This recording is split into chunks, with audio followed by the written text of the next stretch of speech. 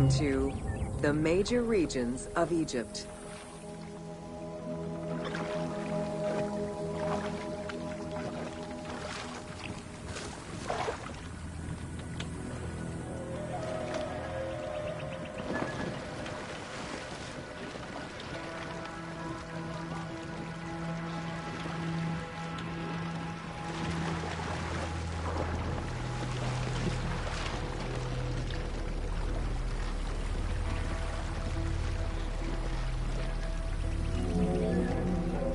Life in ancient Egypt was concentrated along the shores of the Nile and divided into two regions.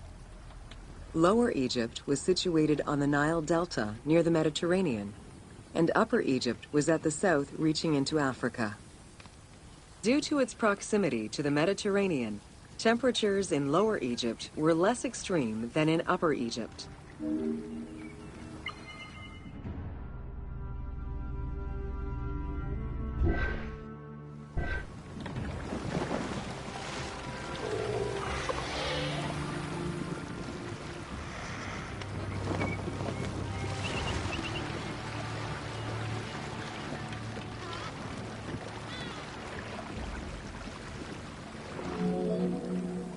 Until 3100 BCE and the unification of Egypt, each region had its own pharaoh and crown.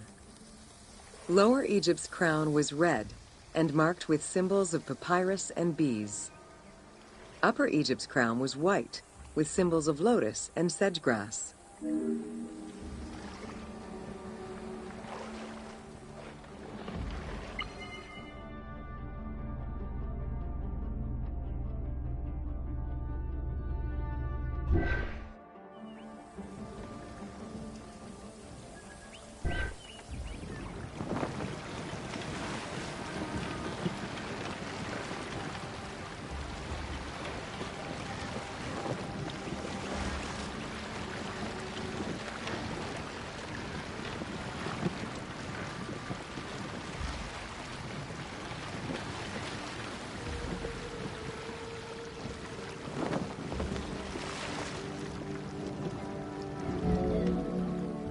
Both regions had competing major cities, most notably Memphis in Lower Egypt and Thebes in Upper Egypt.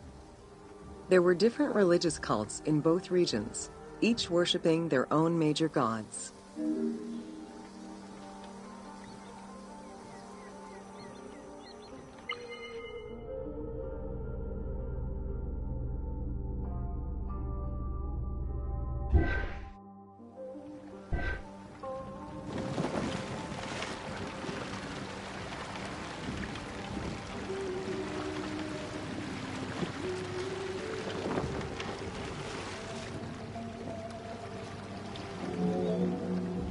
Many of the temples were designed in such a way as to represent the two regions, and ceremonies often incorporated Upper and Lower Egypt in their rituals.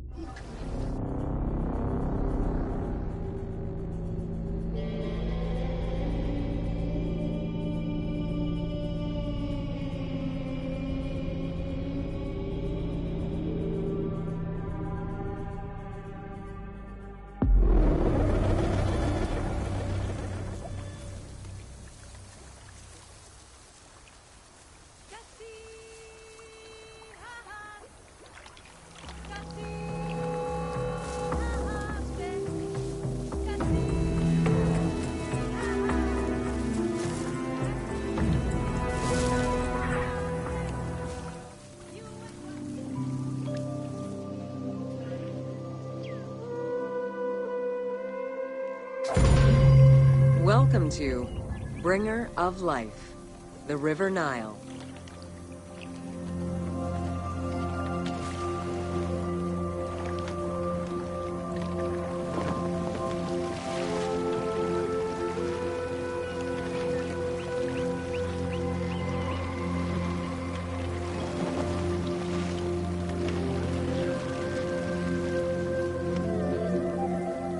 The ancient Egyptians called the dark fertile soil of the Nile the Black Lands, and the surrounding desert was referred to as the Red Lands. The dramatic difference of productive land opposed to barren desert had a deep influence on cultural ideology, mythology, and religion.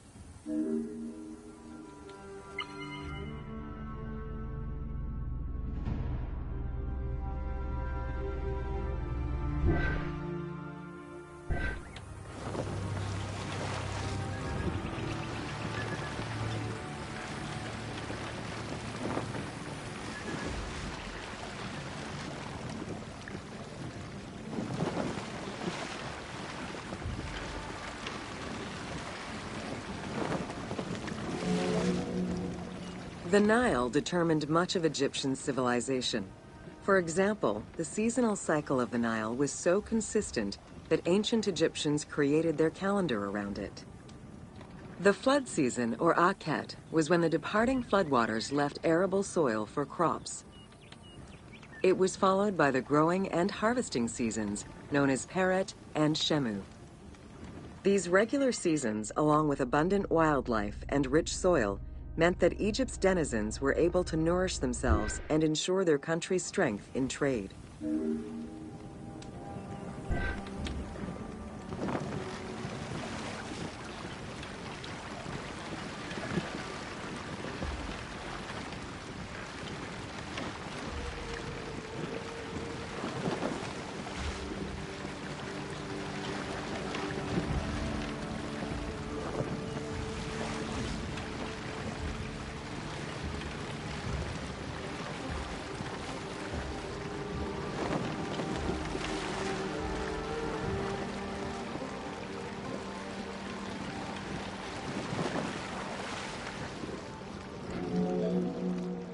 The River Nile, flowing from the south to the north, neatly traversed through both Upper and Lower Egypt.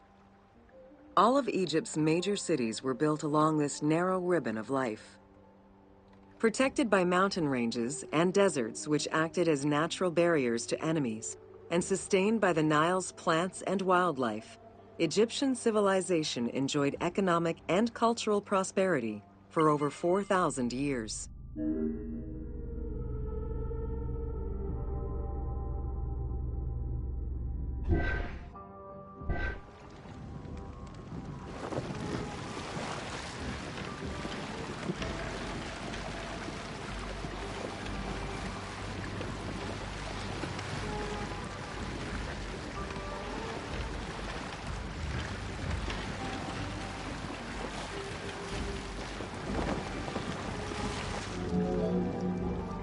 Both ancient Egyptians and ancient Greeks referred to the Nile as the river in their respective languages. Stretching a distance of over 6,700 kilometers, the Nile is one of the longest rivers in the world. It flows south to north, spanning 11 countries. The River Nile originates in the region of the Great Subequatorial Lakes, including one of the largest in the world, Lake Victoria near Tanzania.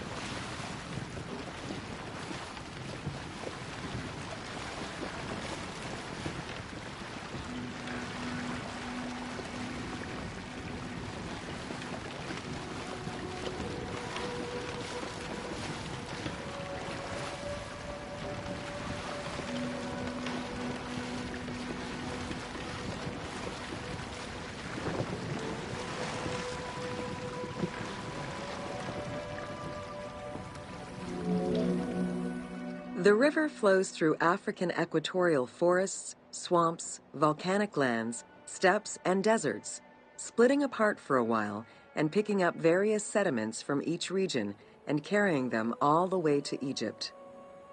Its main artery, known as the White Nile, rejoins with the Blue Nile in Khartoum. This is where it weaves through rich deposits of silt and nutrients, carrying them along in its wake.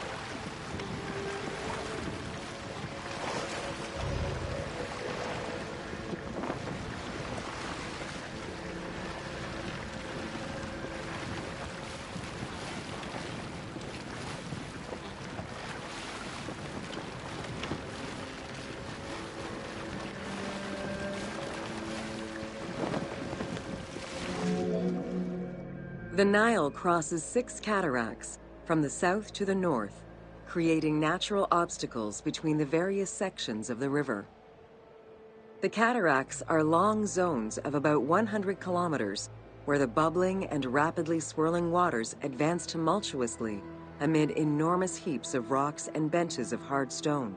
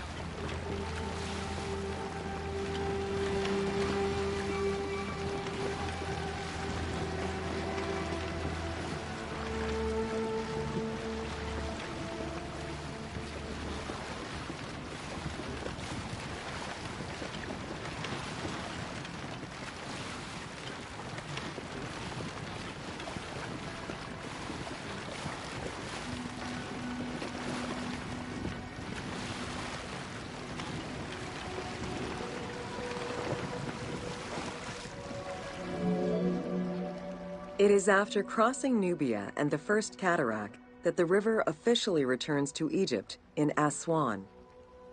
There are still 1,000 kilometers before it reaches Cairo and the Delta, bringing life to those living on its shores before it eventually empties into the Mediterranean Sea.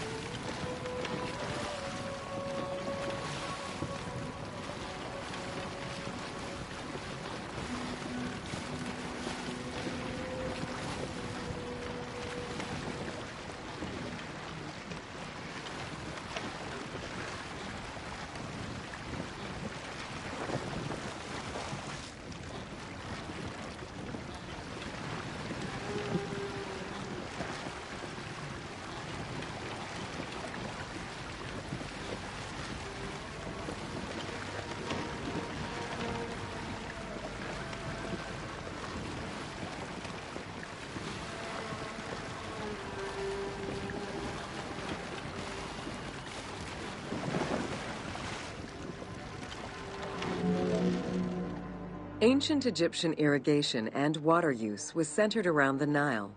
However, they also had access to streams and rivers, as well as several large lakes.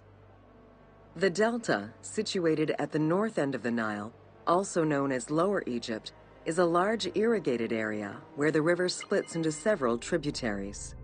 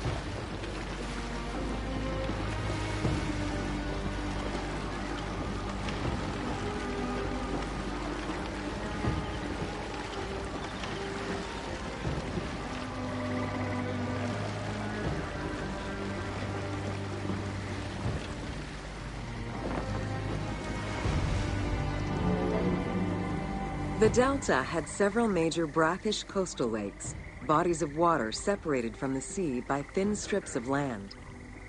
A mix of deep to shallow waters, salt swamps, and sand plains, these lakes were refuge to a wealth of species, as well as water and land plants.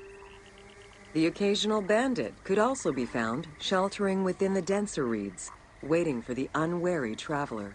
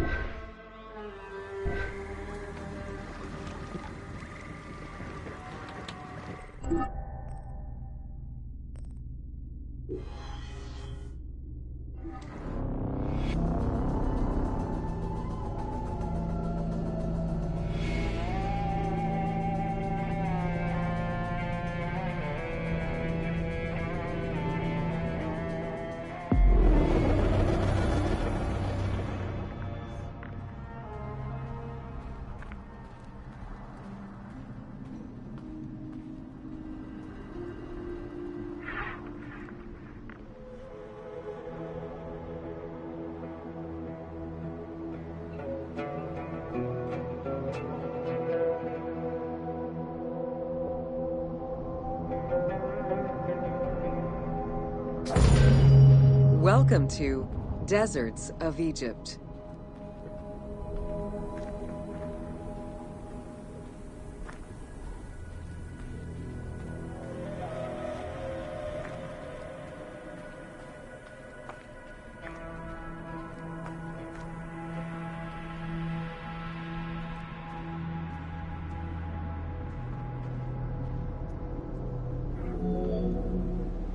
Reaching out on either side of the lush Nile are the harsh, arid Western Desert and the mountainous Eastern Desert. They cover nearly 94% of Egypt. Each of these parent deserts have their own microclimate and contain several smaller deserts with a distinctive fauna and flora. Whale fossils were discovered within the depths of the Sahara. Known as the Valley of the Whales, this location is evidence of the seas which once covered the area.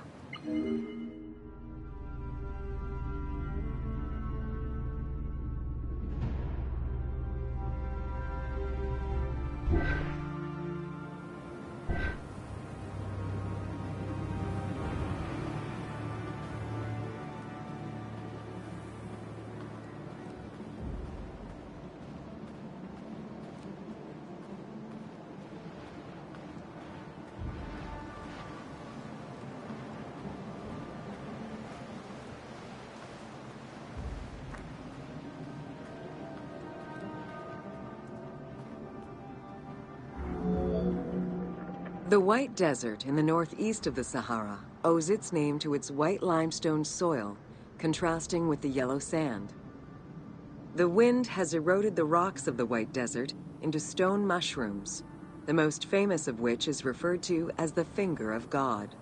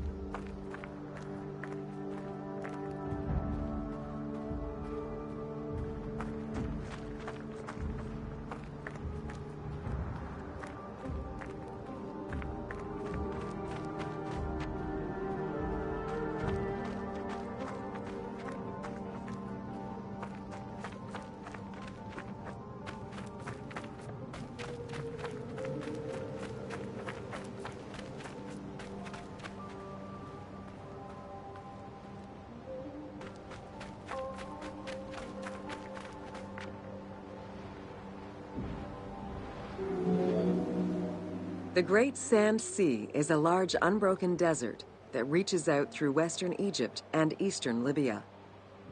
It is home to a unique geological formation known as Libyan silica glass. The pale yellowish-green material ranges from pebble-sized fragments to glass rocks the size of rough boulders.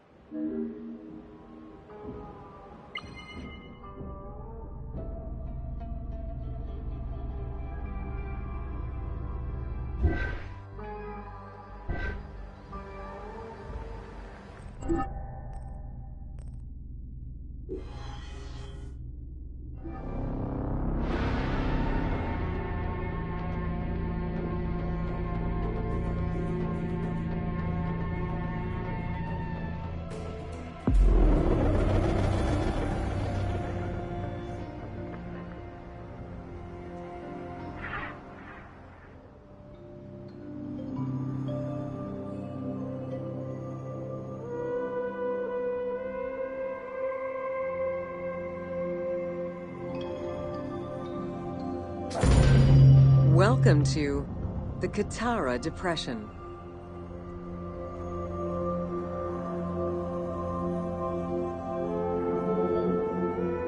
The Qattara Depression is located in the northwest part of Egypt. Reaching 18,000 square kilometers, the basin is 133 meters below sea level and covered with salt. It is the second lowest point in Africa, after the Afar Depression.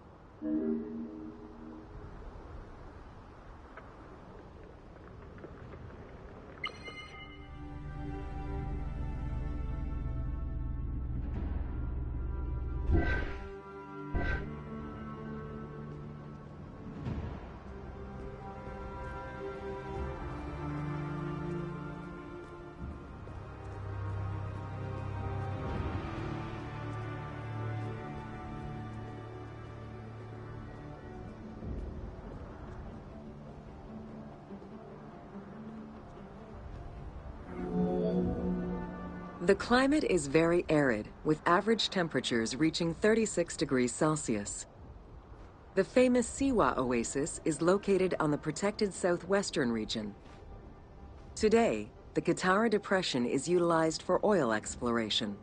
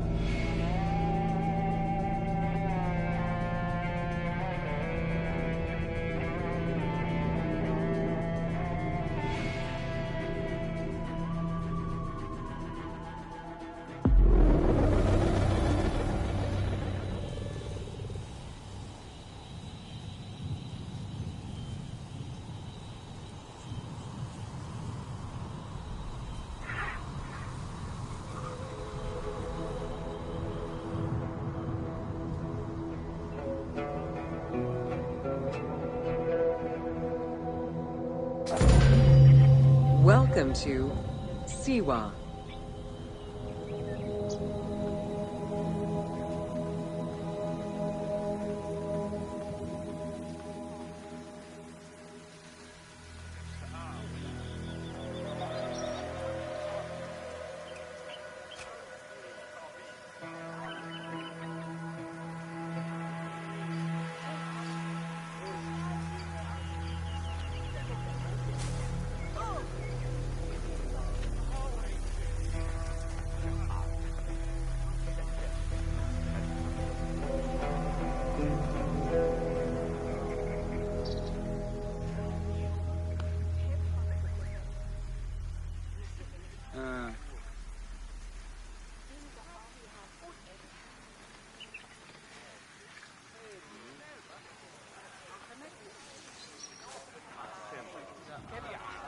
The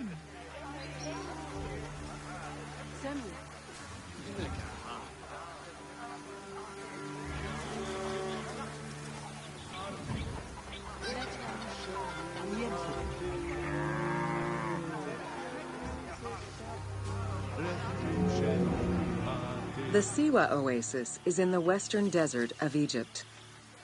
Geographically, the Siwan Oasis is located in a depression 20 meters below sea level. Its natural springs and warm climate aided in the bountiful production of date trees. Though clearly influenced to some degree by Egyptian and African culture, the area's isolation resulted in a unique society and language. While they worshipped the same deities, Siwan temple architecture differed from traditional Egyptian temples.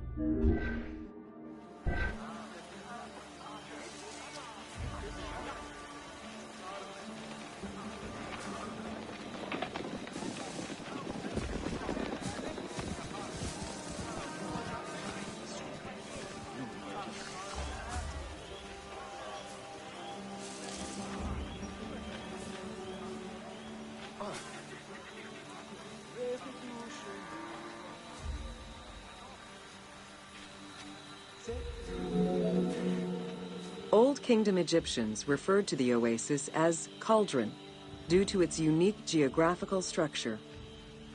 Oases were crucial for nomadic tribes and caravans. Without them, there was no chance of survival in an otherwise harsh landscape. As such, oases quickly became hubs for trade, as well as areas of political control.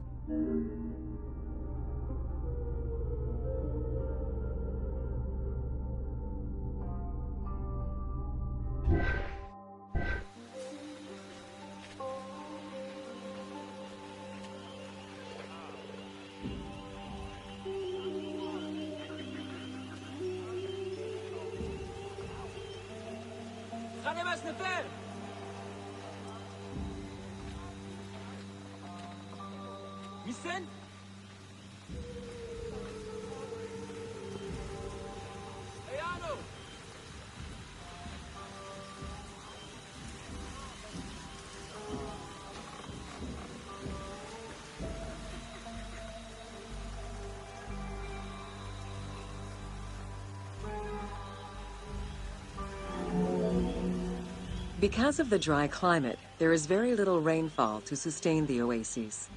Instead, underground rivers flood the natural basins.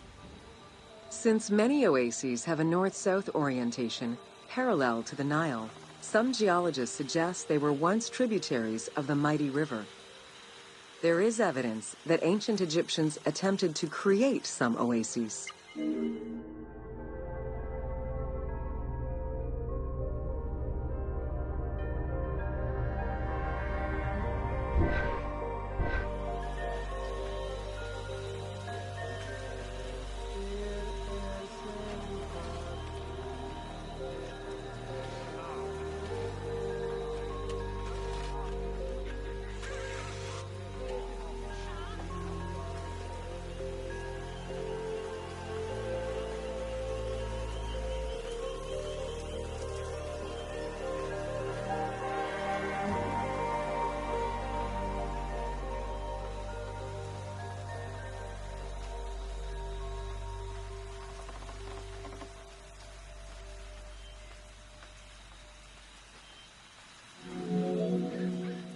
The Libyan oases are the best known, as they are geographically and culturally linked to the Nile Valley and the Delta. These western oases have a distinct geology from the other regions of Egypt. The most famous and important oases are Karga, Dakhla, Farafra, Baharia, and Siwa.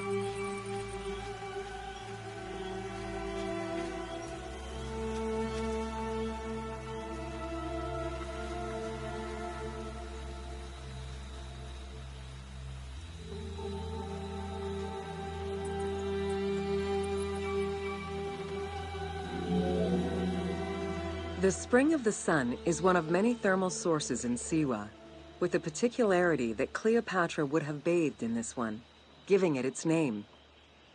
The presence of the source beneath was attested already by Herodotus during the 5th century BCE, when the oasis was called Amuneion by the Greeks of Cyrene.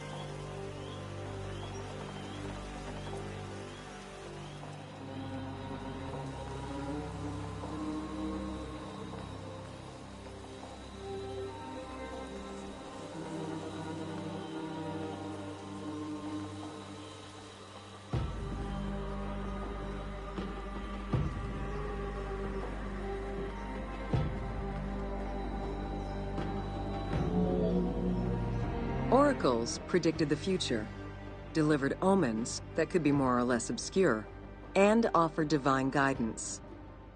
The Siwan Oracle was considered one of the 3 greatest of the ancient world, alongside the oracles of Delphi and Dodoni. Because of the Greek colonies in Cyrenaica, the temple associated Zeus with the worship of Ammon.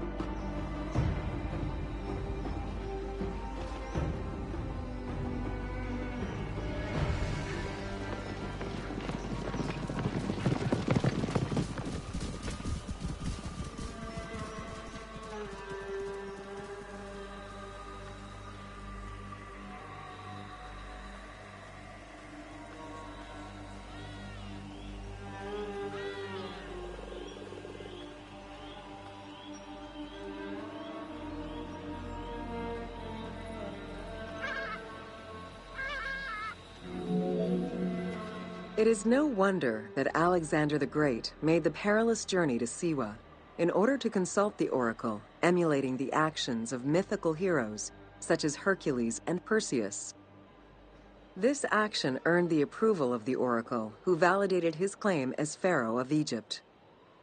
He was confirmed as the son of Ammon, conferring upon him the most legitimate claim to date of all Egypt's foreign invaders.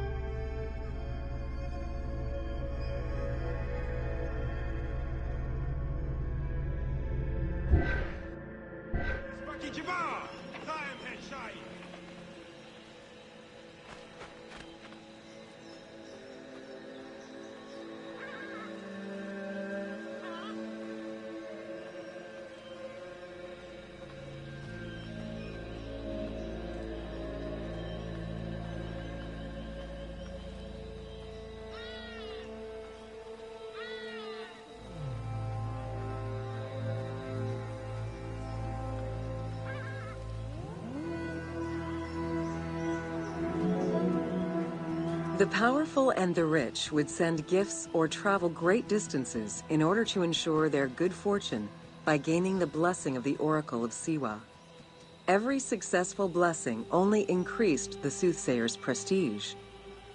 Runner Eubotus, a famous citizen of Cyrene, consulted the oracle in order to know if he would win the 93rd Olympic Games race in 408 BCE. He did, enhancing the standing of the Siwan Oracle in the process.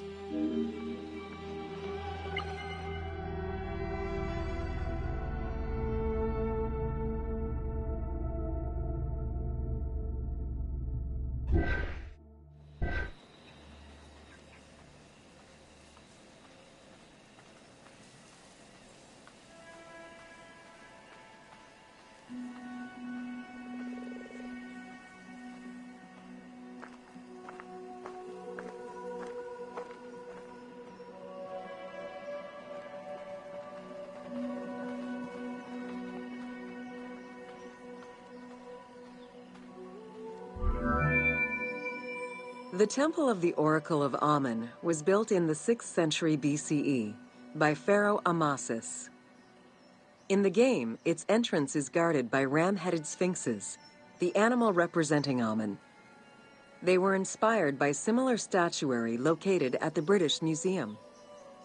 Another option would have a Greek-influenced representation of Zeus Amun, a human-headed sphinx with horns. This representation of Zeus Amun was very popular in Siwa.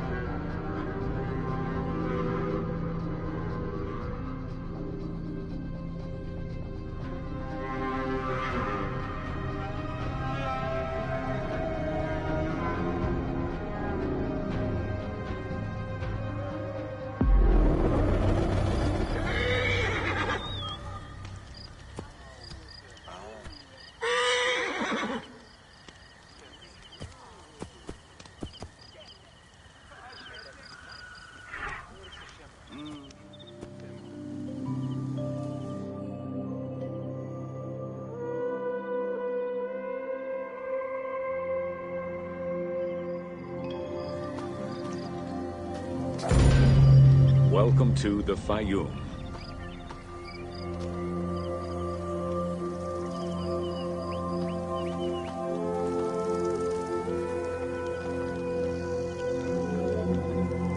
The Fayum Oasis is an enormous basin in the western desert that formed from the Nile's overflow.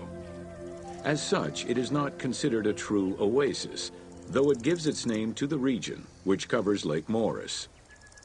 The oasis harbors some of the oldest archaeological artifacts of the region, indicating that the area has been inhabited by hunters and gatherers since the Neolithic period.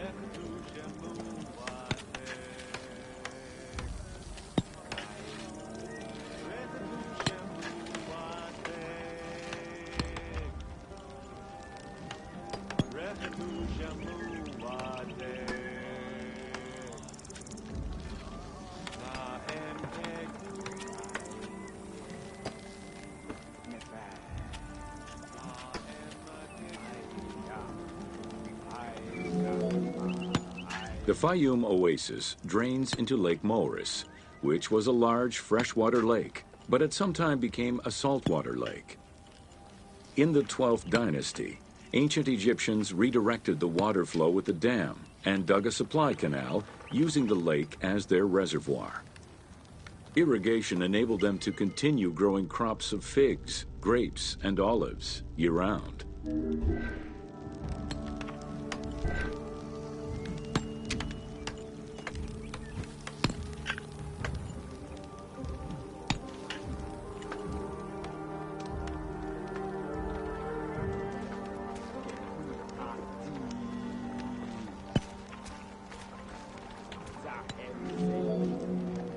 Reed boats, feluccas, triremes, and kerkeros were the most commonly found craft within the landlocked waters of Egypt. They were used for various purposes, ranging from daily fishing, trade, warfare, and travel, to the ferrying of massive stone blocks used to build the great monuments of Egypt.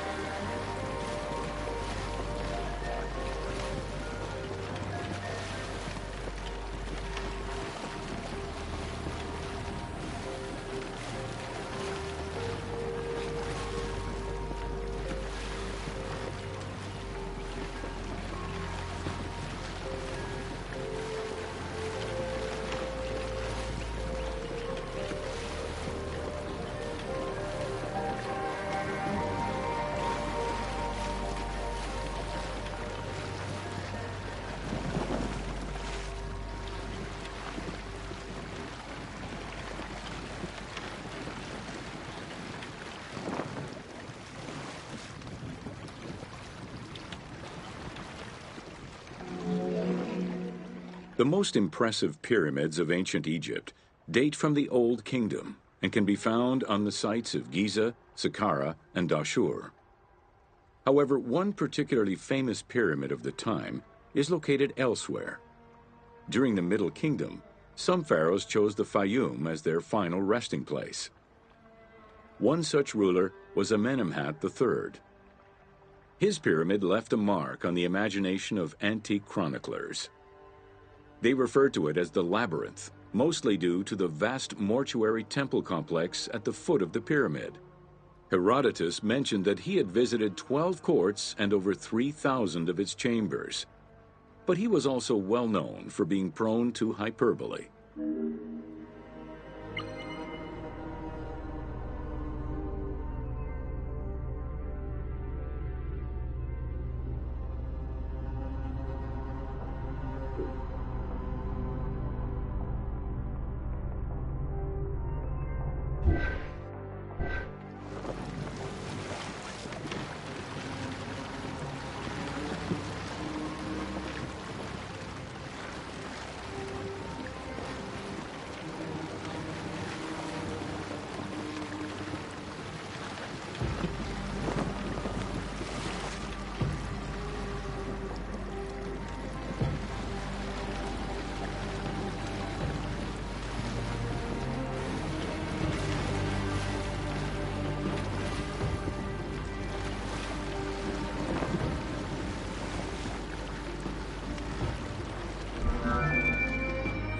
Amenemhat's pyramid was built with a brick core and covered with stone slabs, designed to be impenetrable.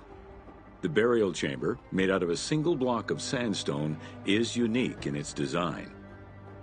Richard Lepsius and Flinders Petrie both explored the pyramid site, measuring 385 meters by 158 meters, and identified it as the location of the labyrinth.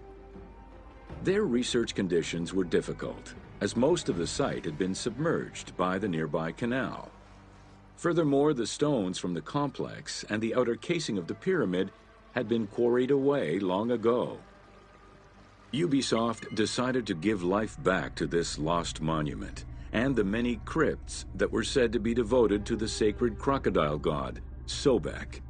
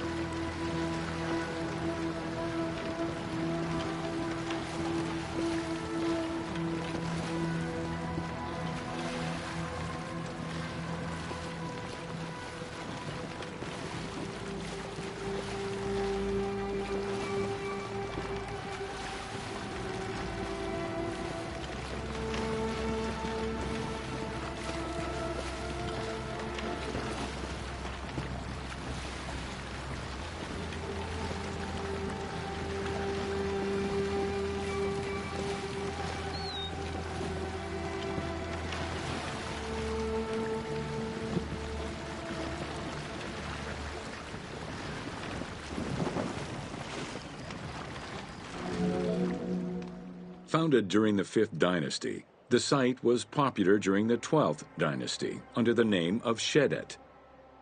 During the Ptolemaic era, the metropolis was named Crocodilopolis by the Greeks, in honor of the crocodile god Sobek.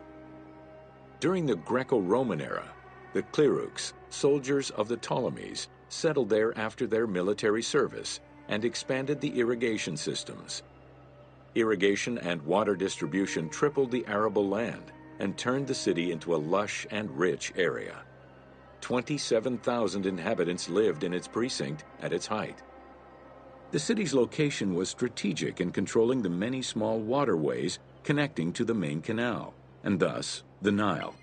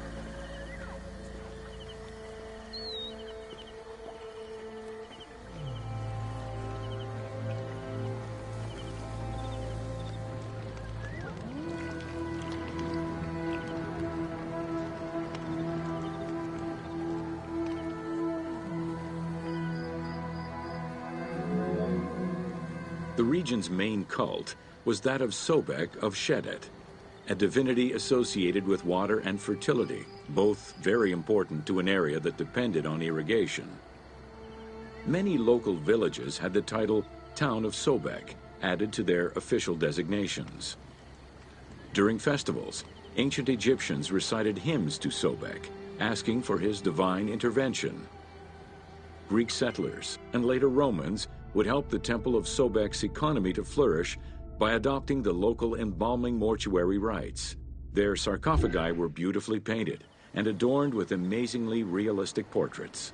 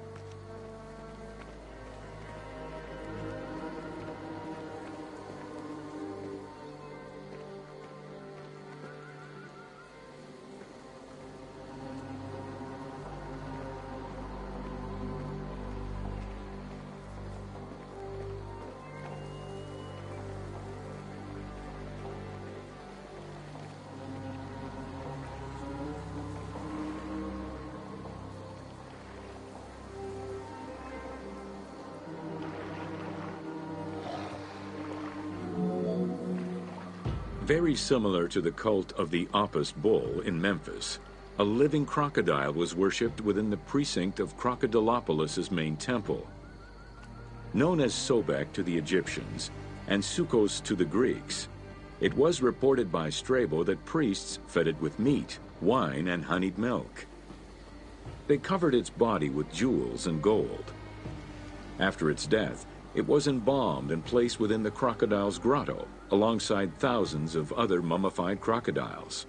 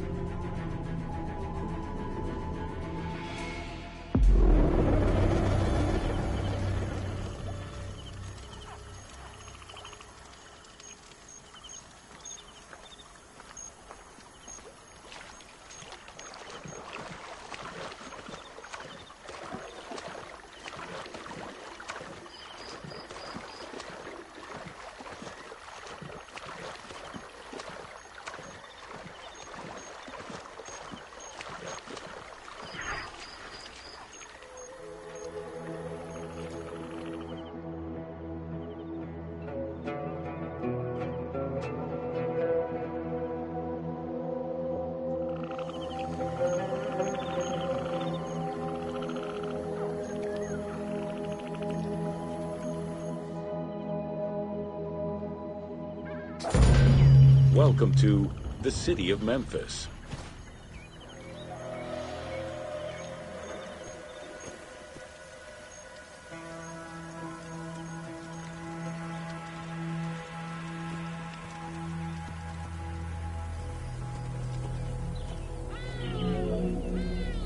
Throughout all ancient Egyptian periods, cities had one thing in common.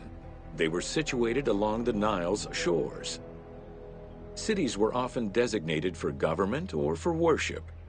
Major cities had several temples dedicated to numerous gods and goddesses. Egyptians referred to the organization of their cities as a sepat, or later on by the Persian term nome. There were 20 sepat in Lower Egypt and 22 in Upper Egypt. The capital city of ancient Egypt changed many times over the periods.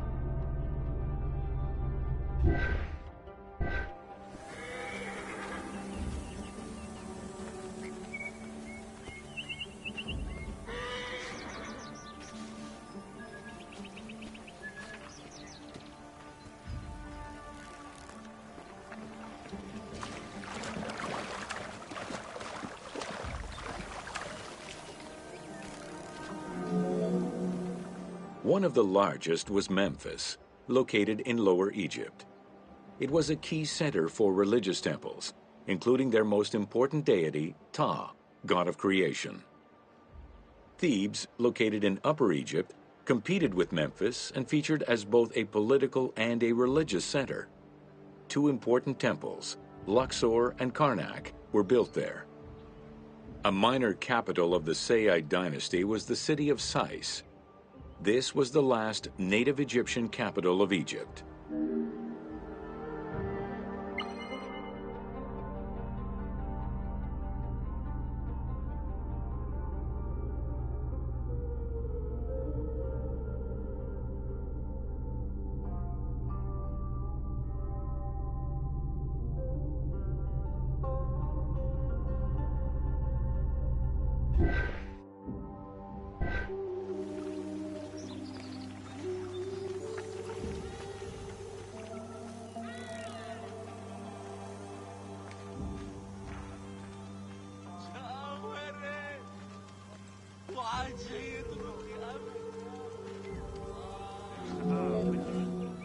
During the Third Dynasty, under Pharaoh Djoser, Memphis became the first religious and administrative capital of Egypt. Even when the political capital of Egypt decentralized itself, pharaohs were crowned in this sacred city in order to legitimize their ascension to the throne, up to and including Alexander the Great. Though little remains today save ruins south of Cairo, we can guess at the structure of the city, which stretched up to 5 kilometers in length and 2 kilometers in width.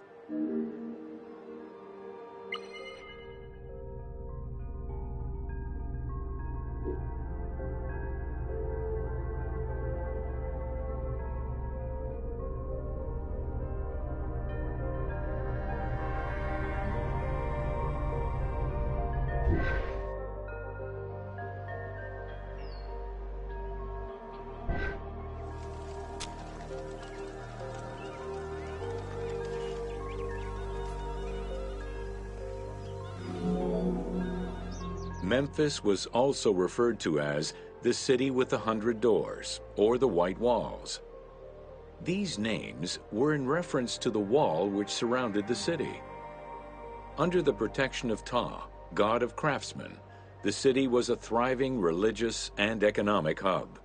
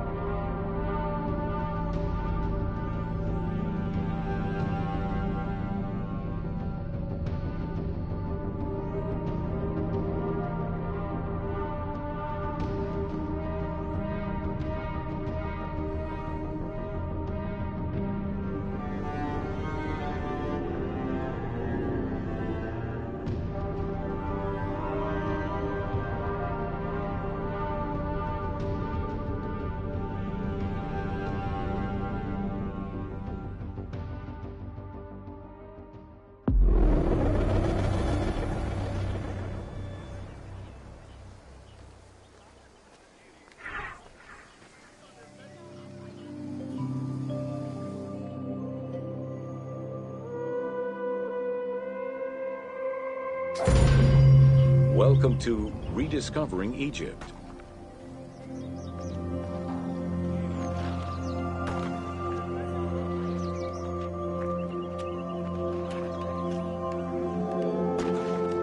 In the 19th century, the increased intensity of tourism and excavations, as well as the outflow of antiquities to other countries, threatened Egypt's archaeological heritage.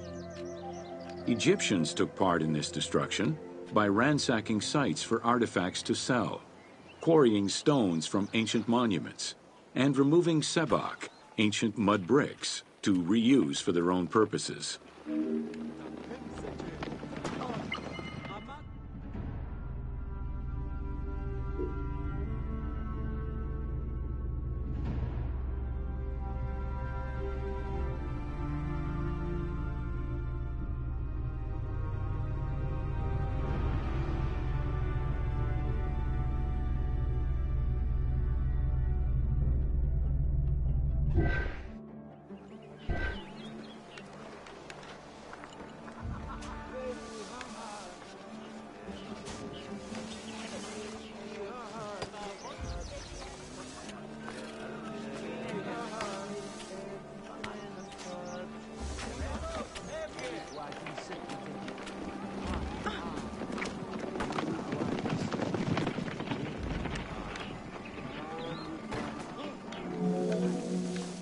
A major step in conserving Egypt's heritage was taken in 1858, when the Viceroy of Egypt created the Antiquities Service.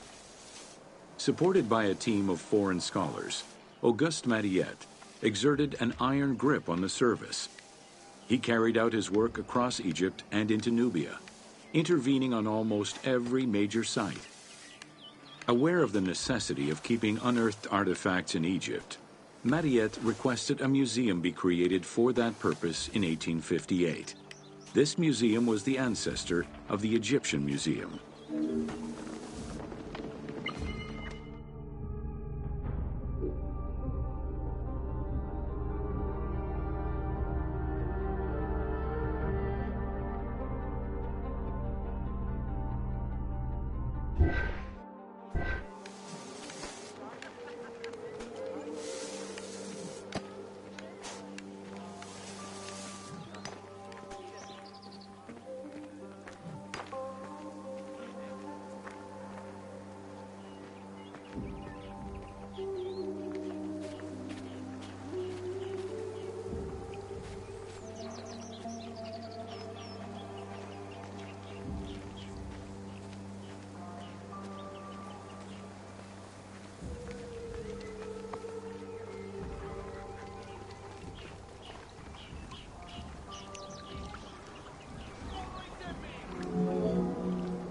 Gaston Maspero, Mariette's successor, expanded and reorganized the Antiquities Service and instigated laws regulating the export of artifacts.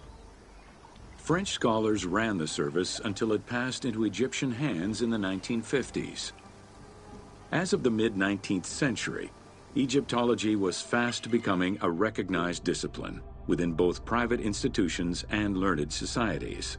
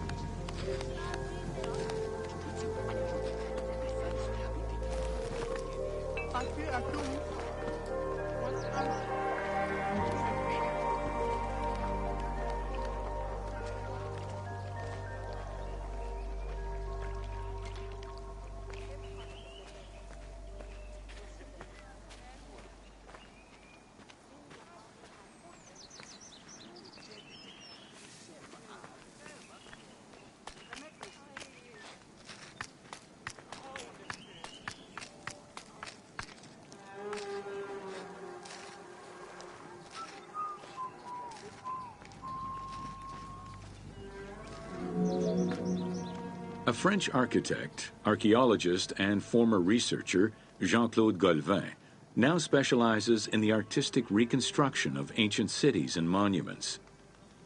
To date, he has created more than 800 drawings, which include 3 volumes focusing on the reconstitution of ancient Egypt. His work is exquisitely detailed and can be found in books and museums around the world.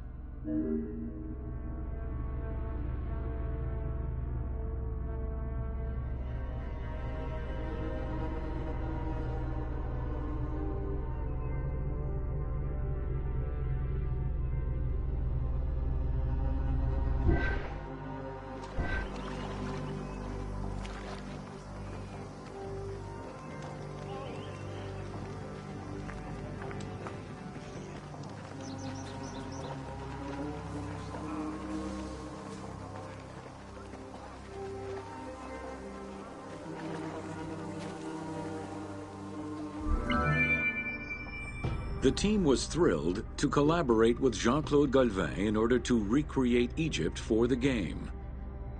In the 19 exclusive watercolors he created for the team, Golvin used scientific data as the base and then extrapolated to provide a full interpretation and monuments in ancient Egypt. Both early sketches and fully rendered images were then used by the team as references while building the world of Assassin's Creed Origins.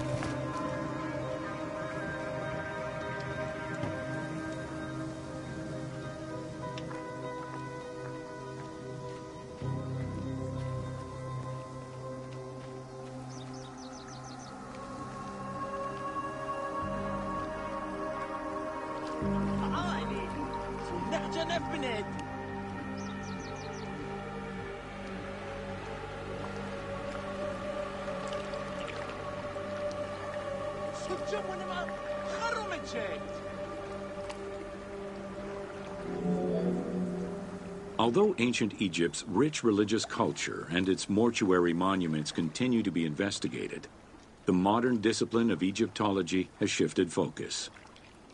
Rather than single-mindedly retrieving impressive artifacts, Egyptologists today focus instead on increasing the body of knowledge. In the past, excavations took place in the field. And while that is still the case today, much of the work on Egyptology now takes place in libraries and archives.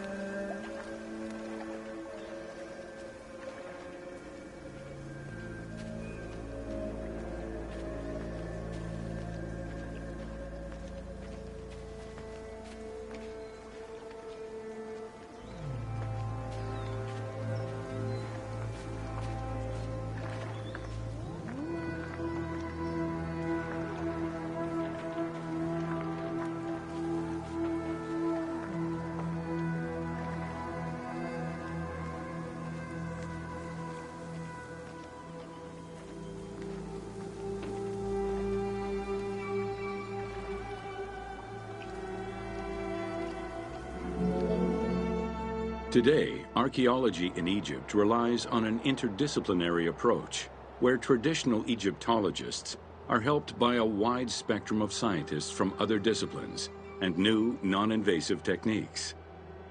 GPS data, satellite imaging, and ground-penetrating radar allow archaeologists to gain a sense of what lies underneath the ground before excavating.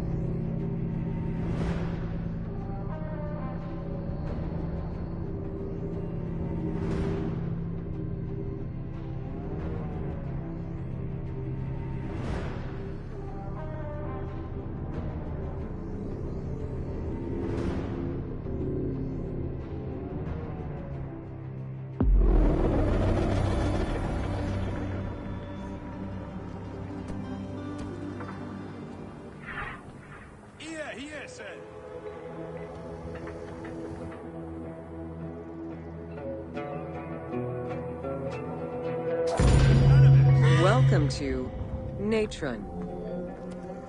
Natron is a colorless salt that was used by ancient Egyptians for food preservation, cleansing products, and glassmaking.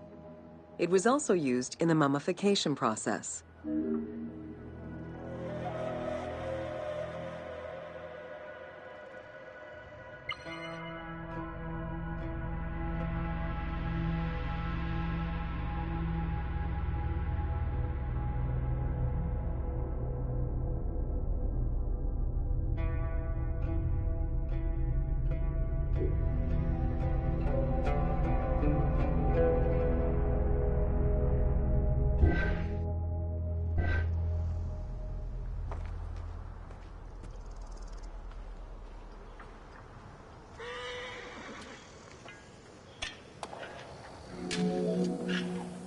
During the ceremonial embalmment ritual, the priests packed the body in natron in order to remove all of the moisture. Once the body was thoroughly desiccated, they could begin the wrapping.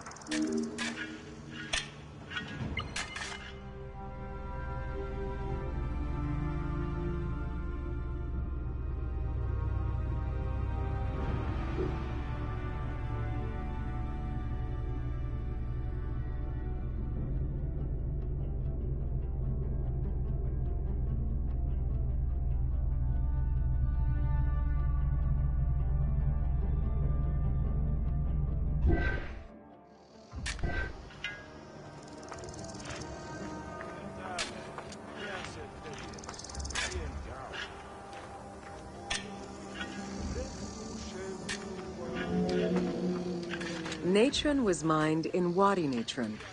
The main mining methods involved either cutting slices out of the lake bed when it was dry, or raking through mineral-saturated water to gather the mineral salts during the floods.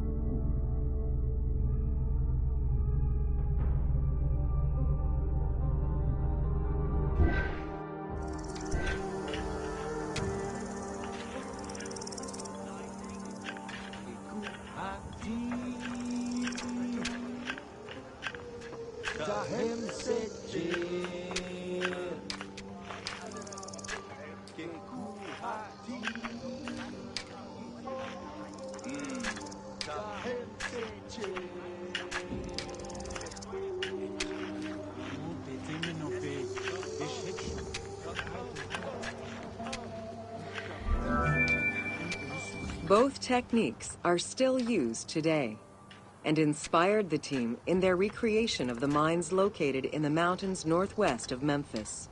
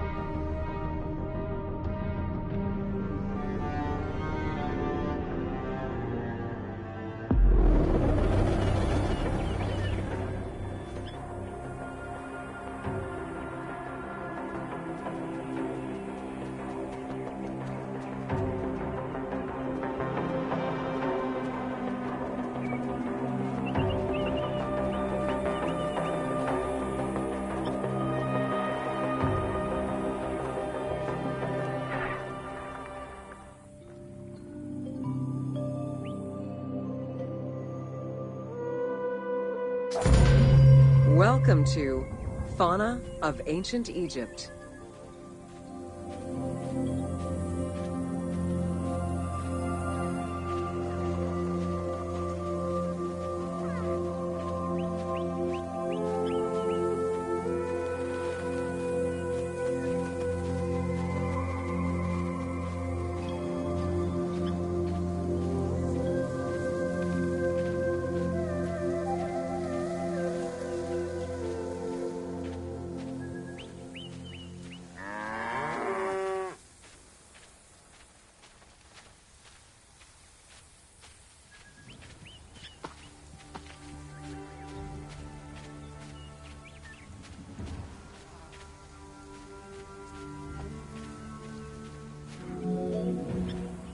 Both domesticated and wild animals were features in ancient Egyptian bas-reliefs as early as the First Dynasty. While the variety of wildlife served as a reliable food source, it also influenced both culture and mythology.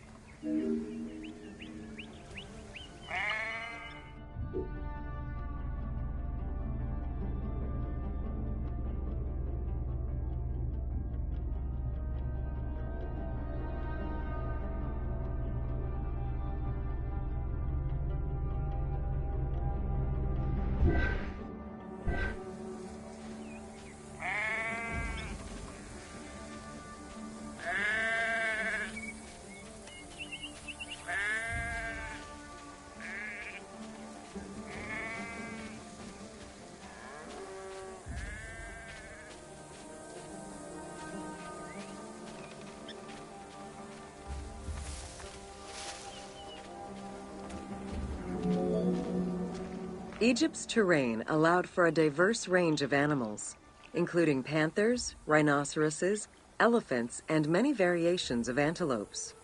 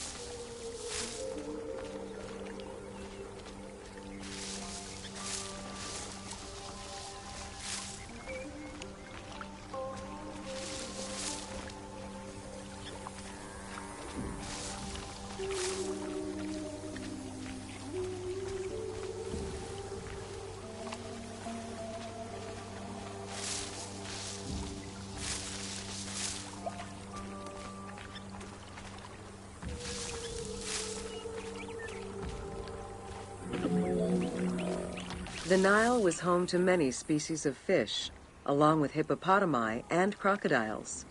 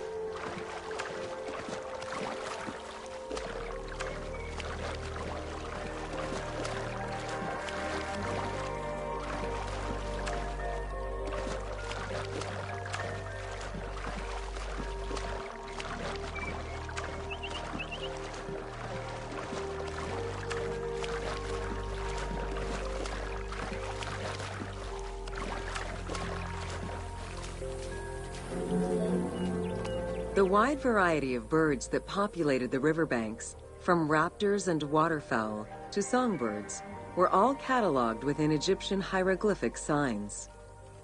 Encounters with reptiles and insects, such as cobras, scorpions, and scarabs, influenced hieroglyphs and art.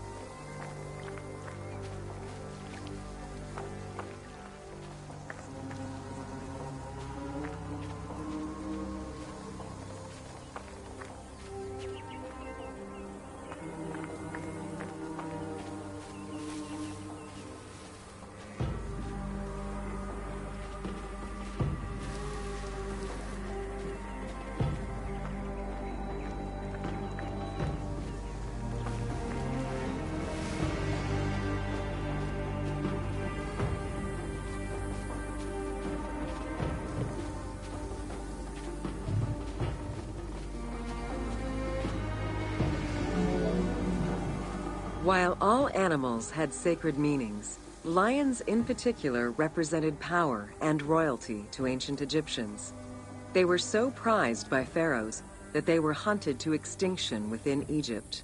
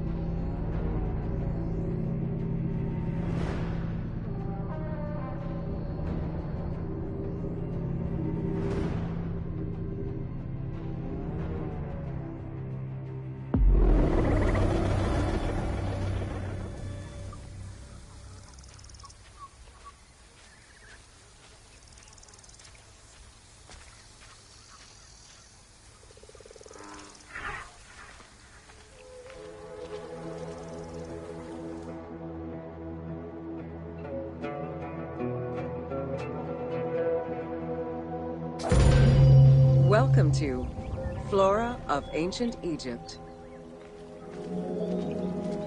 The climate and unique geography of the Nile Delta offered a wide variety of plant species. Many of these plants served as sustenance for ancient Egyptians and as crops for trade. The Nile's consistent seasons allowed Egypt to sustain itself for centuries.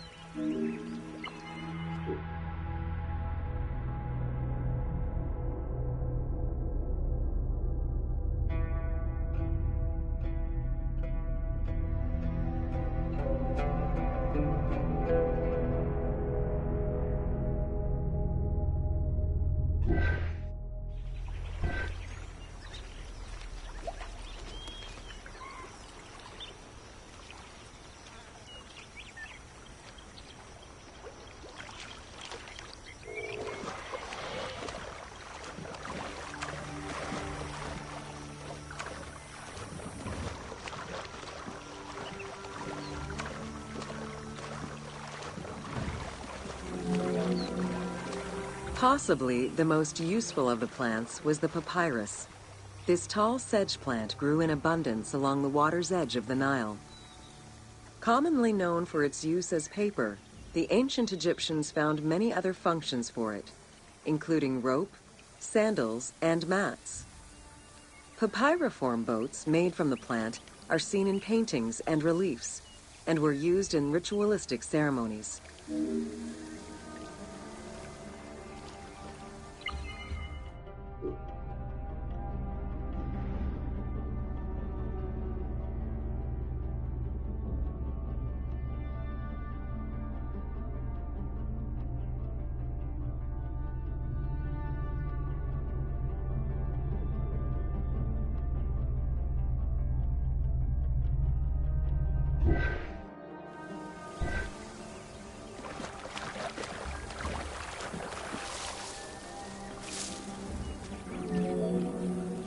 There were many types of trees along the River Nile, such as the date palm, carob, and tamarisk.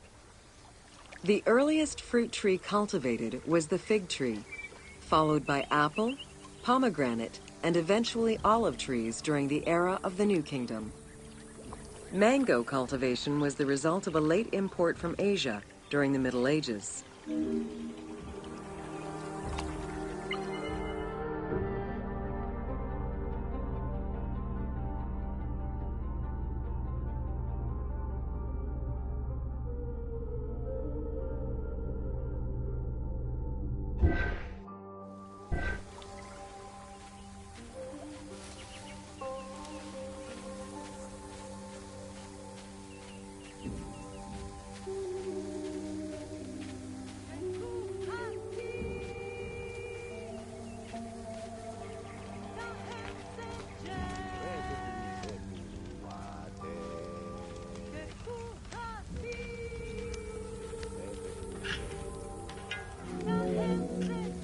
Some trees were associated with gods, such as the acacia with Horus.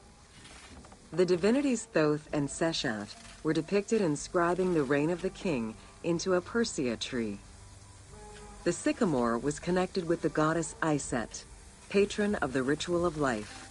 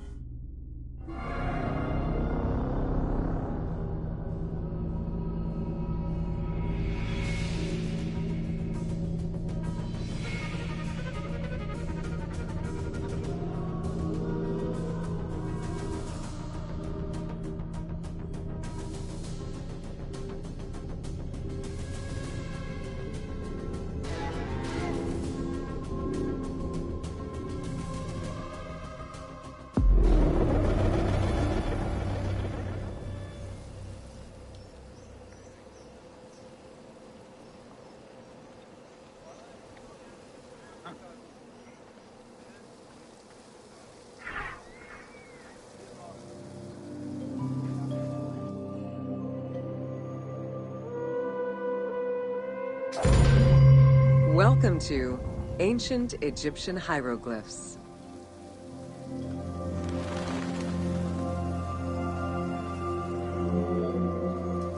Hieroglyphics were used as sacred writing, appearing on monuments, statues, and sacred papyrus texts.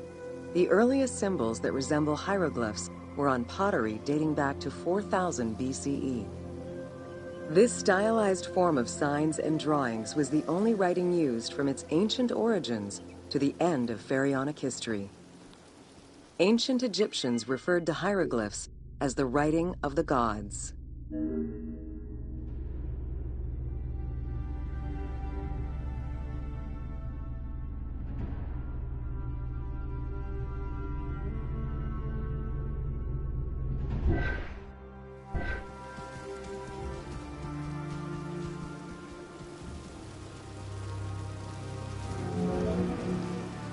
Considered a difficult language, it was intended for pharaohs, nobility, and priests, and meant to be used in ceremonies, within tombs, and for government records. Since few Egyptians were able to read the ancient hieroglyphs, the mythological aura around the language was persistent, even in their own culture.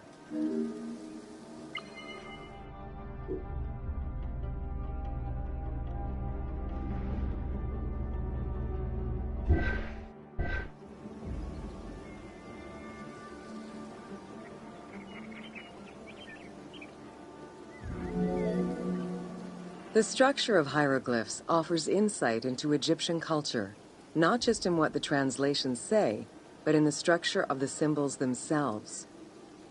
They were found on tomb walls, on sarcophagi, on statues, and on pottery, and were meticulously recorded in countless ancient papyri.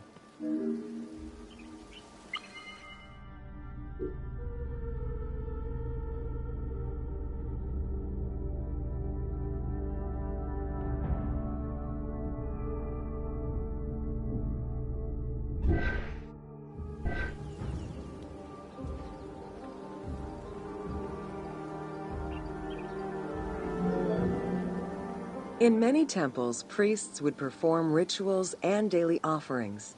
These were accompanied by hieroglyphs used as spells.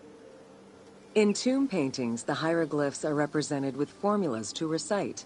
These spoken words were meant to be spells which would allow the deceased to benefit from the offerings for all eternity. Spells and offerings were also written for the living, to enhance medicines and cure illnesses.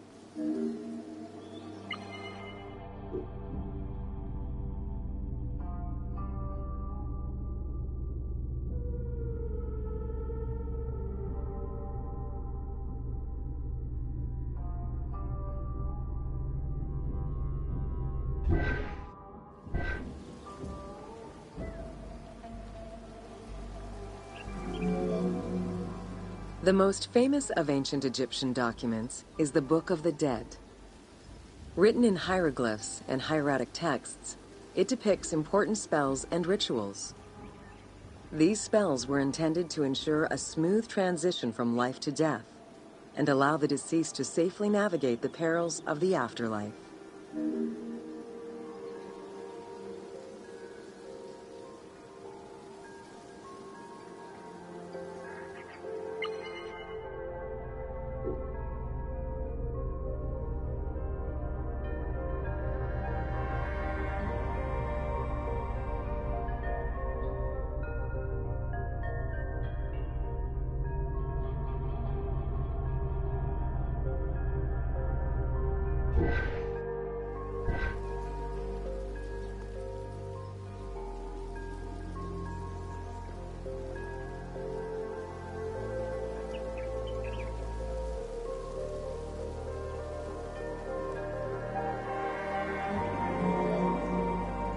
Even after it was deciphered, the reading of hieroglyphs remained difficult at times due to the many directions in which they can be read.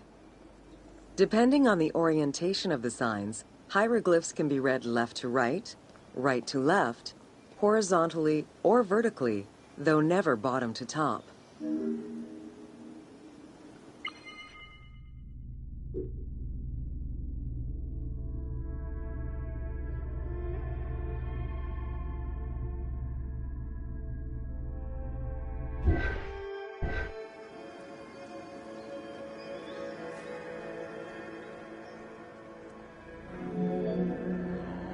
A clue on which way to read is to first notice which direction the figurative signs are facing. If a pictogram is looking to the right, then the reader is meant to start from the right and read towards the figure. Column text on a papyrus begins from the right, then goes top to bottom for each column.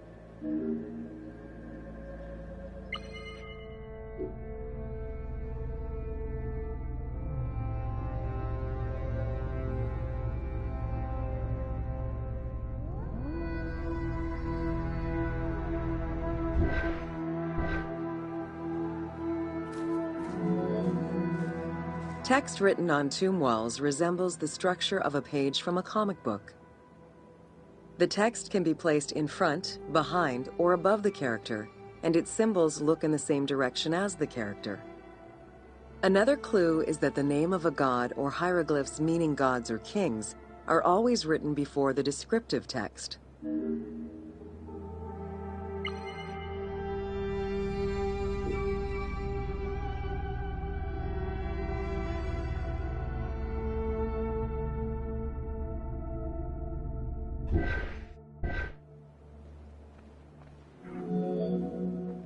Compared to alphabetical languages, Egyptian hieroglyphs have more symbols. Confronted with the absence of vowels, the Egyptians invented a category of signs. When placed at the end of words, these signs help inform its meaning. For instance, a drawing of a lion will refer to a lion and also relate to the abstract concept of a lion as something dangerous or powerful.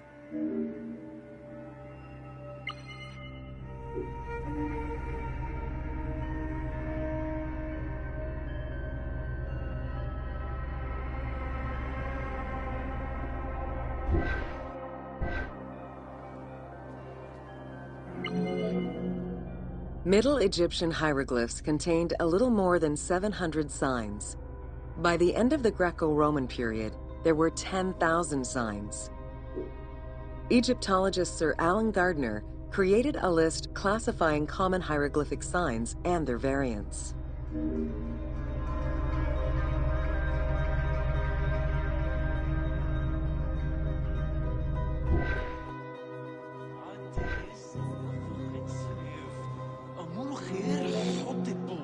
Ancient Egyptian languages have many similarities with Asian and African languages. They have evolved in similar ways to the various forms of written Egyptian. These languages belong to the Hamito-Semitic group. There were 5 clear evolutions in the Egyptian language, each with their own distinctive structure. These languages are known as Old Egyptian, Middle Egyptian, Late Egyptian, Demotic, and Coptic. Coptic is the only living language that allows linguists to define the vowel structure and to distinguish different dialects.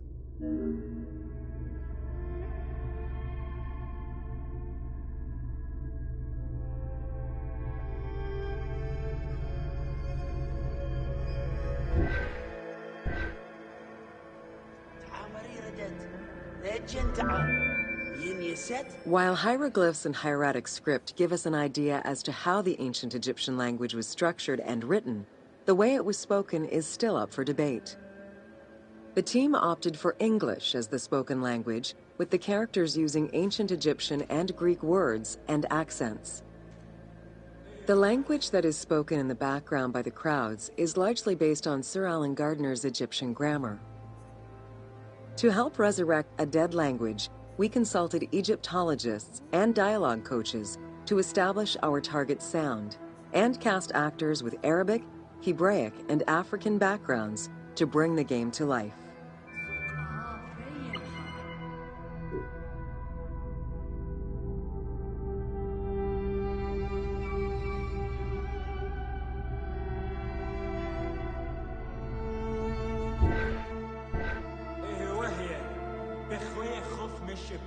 يونا بس ياو خلوات راح ترى نفوي.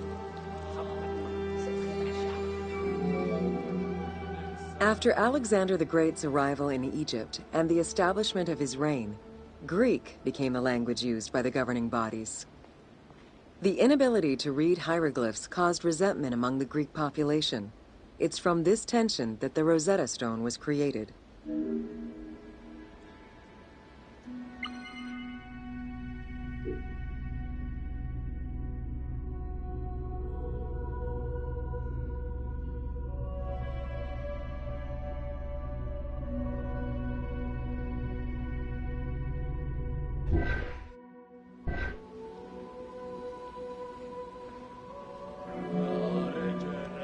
The spread of Christianity ended Pharaonic culture and resulted in the destruction of its pagan monuments. This also marked the end of hieroglyphic writing and understanding.